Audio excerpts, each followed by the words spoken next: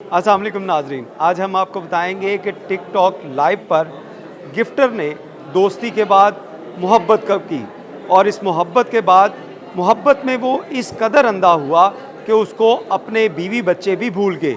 Gifter Saudi अरब में जो मेहनत मजदूरी करता था, उस खातून जिसको टिक टॉक के ऊपर गिफ्ट बेचता था, उससे मिलने के लिए लाहौर आया और यहाँ पर उसने आकर शादी कर ली।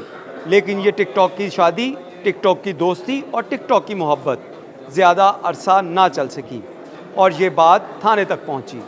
थाने में इस केस को किस तरह प्रेजेंट किया गया और उसके बाद असल मामला क्या आए, ये जानते हैं पुलिस अफसरान से ही। हमारे पास ना कुछ दिन पहले एक केस रजिस्टर्ड होता है। ख़ातून कहती है कि किसी ने मेरे साथ फ़लाँ शख्स ने रेप किया है, मेरी वीडियोस बनाता रहा है, मुझे ब्लैकमेल करता रहा है। और जब हमने मुलज़म को अरेस्ट किया तब जो चीज़ें सामने आई वो बिल्कुल ही डिफरेंट थी। मुलज़म ने हमें बताया कि ये ख़ातून, इससे मेरा तकरीबन 6 से 7 महीने पहले बज़रिया टिकटॉक मेरी दोस्ती हुई।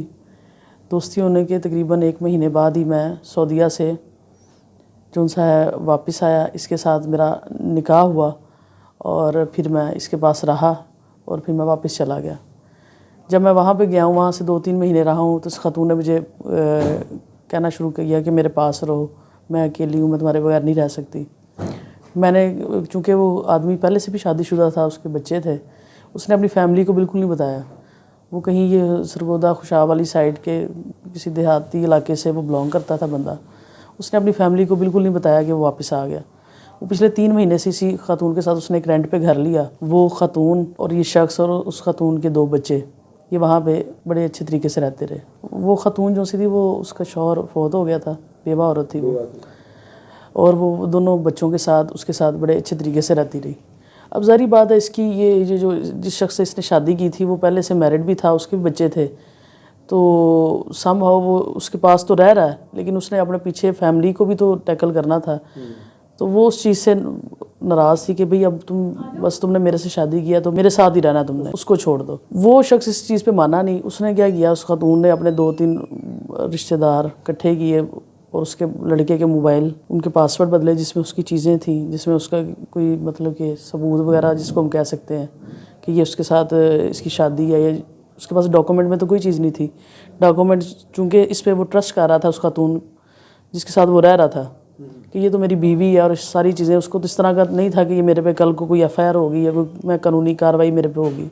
वो इस पर्चे से पहले उस खातून ने क्या किया, उसने 2-3 अपने रिश्तेदारों को बुलाया, इसको पहले मनाया कि तुम पिछली को डिवोर्स दो और फलां चीज़ जो सी है वो तुम मेरे नाम करो। ये जब बंदा नहीं माना, तब इसको महसूस हुआ कि भाई मैं तो फंस गया हूँ। उन्होंने इसके मोबाइल भी अपने कब्जे में ले लिए। अब जब ये बंदा हमारे पास, हमने उसको जब पकड़ा है, उसके पास कोई चीज़ भी नहीं थी। फिर हमने डिग आउट किया, इस लड़की के मोबाइल से एक हमें तस्वीर मिली, जिस तस्वीर में मौलवी का नाम था। वो मौलवी को हमने ट्रेस किया, उस मौलवी से हमने वीडियो ली, निकाहनामा लिया। फिर ये चीज़ें सामने आई कि भाई इनकी तो शादी है, ये तो आपस में शादीशुदा है, जबकि औरत क्लेम ये कर रही थी कि इसने मेरे साथ निकाह नहीं किया, ये मेरे साथ ज़ना कर रहा है। आजकल थोड़ा सा ये भी ट्रेंड चल रहा है कि जब ये पहले इनके आपस में दोनों पार्टीज़ के ताल्लुकात अच्छे होते हैं, जिस तरह के मामलात ख़राब होते हैं, तो वो खातून आ जाती है, रेप की एफआईआर करवा देती है। झूठे केस काफ़ी पहले से, मतलब प्रीवियस ईयर्स के हम डाटा देखें और आप देखें तो काफ़ी कमी आई है। ये जो आप कह रहे हैं एंटी रेप एक्ट, इसकी एफआईआर्स भी हम दे रहे हैं। इससे भी थोड़ा सा लोगों में अब ये हो रहा है कि भाई ऑल्दो कि इसकी वो मतलब कि सज़ा इतनी ज़्यादा नहीं है जितनी संगीनी इसकी है 376 के केसेस की है, लेकिन लोगों में ये है कि भाई हमारे पे पर्चा होगा अगर हम पीछे हटेंगे, हम झूठी एफआईआर करवाएंगे। लेकिन अभी उस हद तक बेहतरी नहीं आई जितनी एक्सपेक्टेड होनी चाहिए। नहीं, उसमें अब उस खातून का अल्लाह बेहतर जानता अब क्या स्टेटस है। स्टेटस तो मतलब कि कोई भी नहीं रहा। एक औरत मर्ज़ी से शादी करती है, ठीक है, और उसको अपना ख्वाहिश के मुताबिक उसको सीक्रेट रखती है और बाद में फिर अपने किसी मोटिव्स के लिए एक एफआईआर करवाती है। तो मुझे नहीं पता कि अभी उसका क्या स्टेटस होगा, लेकिन एक्यूज़ को हमने बेगुनाह किया इससे, क्योंकि उसमें रेप का वो मुजरिम है ही नहीं था, वो उसकी बीवी थी। कानूनी तौर पे, शरई तौर पे टिकटॉक पे दोस्ती हुई इनकी ना। इनका आपस में तकरीबन टोटल 6 से 7 माह का रब्ता था, जिसमें वो 1 महीना इनकी दोस्ती रही और बाद में वो आया और उसने शादी कर ली और फिर वो वापस चला गया। फिर वो لاسٹ 3 اور منتھ سے وہ ادھر ہی تھا واپس کرائے کے مکان میں.